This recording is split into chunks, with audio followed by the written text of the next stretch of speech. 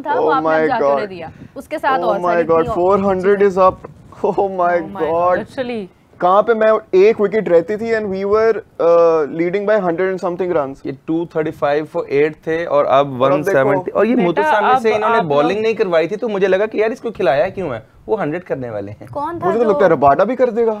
Rabada वो देखो मुतुसामी तो हो गई। तुम ना आवाज लगाया करो पाकिस्तान के जीतने की, ठीक है? अच्छा ये ना जो पाकिस्तान के जो सेकंड इनिंग 100 याद है, पाकिस्तान का जो लोअर ऑर्डर जो फेल हुआ इस पूरी सीरीज में, पहले टेस्ट मैच की फर्स्ट इनिंग हमने लास्ट 5 विकेट 17 रन्स, फिर सेकंड इनिंग में 15 रन्स और फिर इस टेस्ट मैच में भी 15 और 17। और इनका लोअर ऑर्डर हमेशा और इनके लोअर ऑर्डर ये मैच विनिंग पार्टनरशिप है। गजाल आपको पता है सेकंड इनिंग में और विकेट डिटोरिएट होगा जब पाकिस्तान ने leading run scorer for them 160 Tamil Nadu है, कमेंट्स भी आ रहे थे। हाँ यहाँ इंडियन बैकग्राउंड है और 160 170 की लीड हो गई है। तो ये तो इनिंग से हारने का हमें भी हो सकता है कि आप 170 में भी ऑल आउट हो सकते हैं जिस तरह का ये विकेट है। और पाकिस्तान ने फील्डिंग बहुत खराब की है, मैं भी देख रहा था रिजवान ने भी स्टंप जो है उनका मिस किया, फिर आसिफ अफरीदी ने कैच ड्रॉप किया, कोई 3 रिजवान ने चांसेस ड्रॉप किए हैं, इमामुल हक ने भी कैच ड्रॉप किया। तो हमारी जो ये एक पैनिक सिचुएशन हुई भी है ना इस टाइम, जो टेल एंडर्स जब रन्स करते हैं तो एक पैनिक सिचुएशन हो जाती है कैप्टन के लिए भी बॉलर्स के लिए भी, तो वो हमें फील्डिंग में भी नजर आ रही है।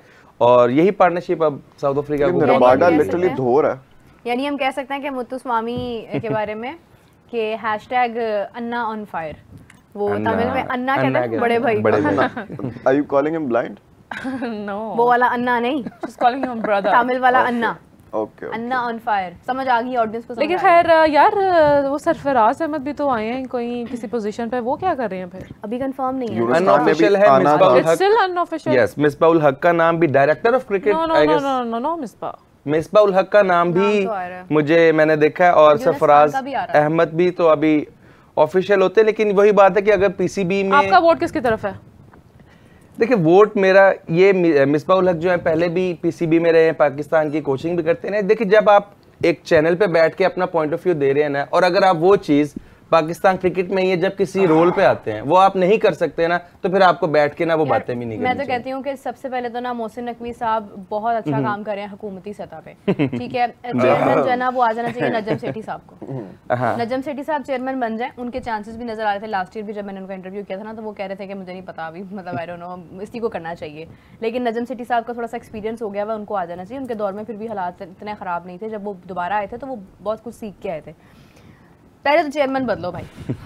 मैं तो यही कहूंगी। अभी ये शाहीन शाह अफरीदी की कैप्टनसी मीटिंग भी थी, कुर्सी एक ही, सच में कुर्सी यार he is doing a great job if he is only doing the cricket job.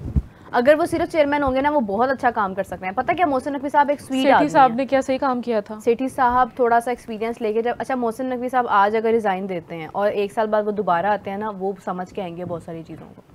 अभी इस वक्त ना उनको इतने लोग गलत गाइड कर रहे हैं इतना, और वो बड़े स्वीट आदमी हैं, वो सबका मशवरा भी सुनते हैं। नकवी साहब कहना चाह रही हैं आप, सेठी कह दिया आपने। नकवी साहब की बात करिए, नकवी साहब जो है ना वो एक स्वीट आदमी है। रमीज राजा नहीं यार वो बीत गया होगा दौर, खत्म शब्द।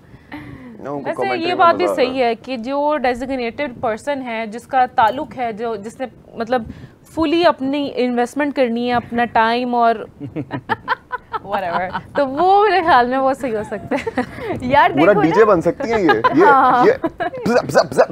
यार देखो ना वो क्या कहते हैं, शाहिद आफरीदी ने भी ये बात की थी और उन्होंने बहुत पहले की थी कि मोहसिन नकवी साहब एक जॉब करें। उनके कंधों पे इतना बोझ क्यों डाला हुआ है, मुझे नहीं समझ आती। चेयरमैन को तो कोई सैलरी भी नहीं मिलती है। शाहिद अफरीदी साहब का मैंने एक इंटरव्यू देखा था तो उन्होंने कहा था कि मैं चाहूंगा शाहीन शाह अफरीदी को कैप्टनसी से दूर रखा जाए। लेकिन वो पुराना इंटरव्यू है, लेकिन अब जो है ऊपर से कहा दिल से चाहते हैं वो ये मीडिया ट्रेंड भी होते हैं बहुत ये लोग। लेकिन अब जो है वो कैप्टन जब बने, और इस मीटिंग में जिस तरह आप कह रहे हैं ना कि मिसबा या सरफराज में से किसको होना चाहिए, ये दोनों उस कैप्टनसी मीटिंग के लिए बुलाए गए हैं जिसमें माइक हसन भी थे, आकिब जावेद थे और हमारे मोहसिन नकवी साहब भी थे, जिसमें ये कैप्टनसी अनाउंसमेंट होनी थी और चेंज। मोहसिन नकवी साहब तो बैठ के बस बातें ही सुन रहे हैं। यार देखो ये मोहसिन नकवी साहब की अपनी चॉइस तो नहीं है ना। तुम सही कह रहे हो, हुकूमत ने लगाया ना उन्हें। सरफराज तुम भी ठीक कह रहे हो। नहीं देखिए वो तो जब लगा दिया है तो उसके बाद के जो काम है वो अब देखें। अब मोहसिन नकवी साहब भी इस टाइम जो क्रिकेटिंग जो बहुत ज्यादा डिसीजंस आ रहे हैं वो आकिब जावेद की तरफ से आ रहे हैं। हम सबको पता है कि आकिब जावेद इस टाइम जो पीसीबी के सबसे बड़े अगर करता धरता है एनसीए में या पाकिस्तान क्रिकेट की सिलेक्शन कमेटी में, कैप्टनसी नॉन कैप्टनसी फॉर्मेट, विच फॉर्मेट, आकिब जावेद का बहुत बड़ा हम कह सकते हैं लाहौर कलंदर इन्फ्लुएंस। यस, मैंने इसलिए फ्रेंचाइज क्रिकेट का नाम इसीलिए बिकॉज अच्छा ये ना इसीलिए होता है कि आईपीएल की मुझे ये बात बहुत अच्छी लगती है कि अगर आप नेशनल टीम के कोच हैं तो वो आप फ्रेंचाइज या आप उसके साथ फ्रेंचाइज के साथ लिंक नहीं कर सकते। अब गौतम गंभीर अगर केकेआर के कोच भी रहेंगे और उसके बाद वो 2 महीने के गैप में तो नहीं है लाहौर कलंदर के कोच अब। आकिब जावेद साहब लाहौर कलंदर्स के साथ ही हैं। नहीं छोड़ के उन्होंने आगे गए थे। वो कब छोड़ा था उन्होंने जब ये लास्ट जो हमारा पीएसएल हुआ है 2025 का, उसमें लाहौर कलंदर्स का कोई कोच नहीं था। मैंने खुद आतिफ राना साहब से पूछा कि आकिब जावेद साहब तो अब नहीं है तो अब कौन कंटिन्यू करेगा। कहते हैं वो जो भी आएगा कर लेगा, आकिब कर गया। बट जो डायरेक्टर ऑफ क्रिकेट हैं जो लाहौर कलंदर्स को चला रहे हैं अभी भी फिलहाल, और 2017 ब्रेंडन मैकलम जब आए थे उसके बाद से अभी तक आकिब जावेद ही, और उसके बाद आपको उसका इन्फ्लुएंस टीम में नजर आ रहा है। अब ये आसिफ अफरीदी साहब खेल रहे हैं, हुसैन तल्लत खेले हैं हमारे एशिया कप में, उससे पहले फाइनली शुक्र अल्हम्दुलिल्लाह वो भी आसिफ के नाम गई wicket, Asif Afridi lead by 71 runs. क्या बात है भाई, लेकिन रबाडा छा गया।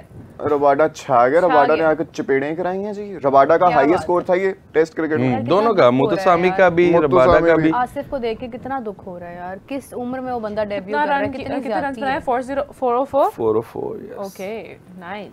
ये नंबर बड़ा वो लग रहा है खतरनाक सा। 71 रन्स, पहले ट्रेल खत्म करने हैं फिर लीड बनानी है, और हम तो लिखा होता है डू नॉट ओपन। क्या लग रहा है, क्या चांसेस हैं? 333 पाकिस्तान ने किया था। मुश्किल है, बहुत मुश्किल है अब तो। देखिए आज ही ना हमें शायद मैच का पता चल जाएगा कि मैच किस तरफ जा रहा है, क्योंकि अभी एक पूरा सेशन पड़ा हुआ है पाकिस्तान की। अगर टीम पाकिस्तानी है आज ही पता लगेगा। आज ही हमें जो मैच का रिजल्ट है ना शायद वो नजर आ जाएगा। वैसे डैनी पिच का बिहेवियर बदला हुआ लग रहा है आज काफी ज्यादा, और जब पाकिस्तान ने आना है बैटिंग के लिए। मेरा ये ना एक देखिए जब टेल एंडर तो नहीं कहना चाहिए, जब लोअर ऑर्डर ज्यादा बैटिंग कर रहा होता है ना तो वो कंडीशंस को ना निकाल देते हैं, बिकॉज वो सिर्फ अपनी शॉट्स की तरफ जाते हैं। आप देखेंगे कगिसो रबाडा ने भी अपने सारे शॉट्स खेले हैं और उनके क्लिक होते हैं, और जो उन्होंने चांसेस दिए वो हमने अवेल नहीं किए। अब जो हमारे बैटर आएंगे ना वो बड़े वॉचफुल आएंगे, अब्दुल्ला मैं मतलब अभी रोके, वो इसके अंदर ही वो आउट हो जाते हैं। तो जब भी लोअर ऑर्डर से रन्स आते हैं ना वो हमेशा अच्छी रेट पे आते हैं, अच्छी पेस पे, 6s 4s, एज पे चौका जा रहा है, फिर स्लिप, फिर बाउंसर मारा है तो जी टॉप एज लग गया, पीछे चला गया। तो इस तरह के रन्स जो है ना वो विकेट को फिर निकाल। अभी जब पाकिस्तान आएगा ना आप देखिएगा बॉल ब्रेक भी होगा, बॉल रुक के भी आएगा, तो हमें कंडीशंस चेंज होते भी नजर आ जाएंगे। थोड़ा सा मुझे लगता है यार ये क्या वो नई बॉल लेंगे अभी इनिंग्स हमारी स्टार्ट होगी तो वो नई बॉल लेंगे।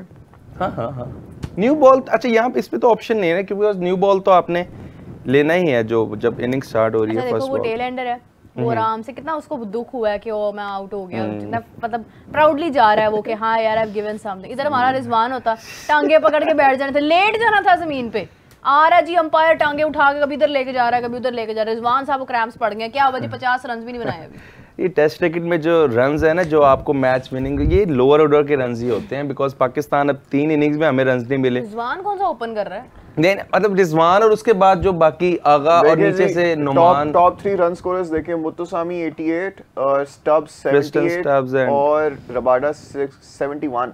रबाडा अनबिलीवेबल यार, ये नंबर बहुत डरावना लग रहा है मुझे। हम अचानक ही मोमेंटम दूसरे को पकड़ा देते हैं, हमें लगता है कि अभी हम जीत रहे हैं, हम फिर अचानक ही उप्स। हमारे पास आज चांस था हम 70-80 रन की लीड ले सकते थे इजीली, 70-80 रन। और लास्ट मैच में भी जो हम जीते हैं हमें हमारे पास 100 रन की लीड थी, तो हम क्योंकि सेकंड इनिंग में तो हमारा कोलैप्स हो गया था, 170 ऑल आउट थे और 100 रन हमारे पास पहले थे, 270 में हमने उनको।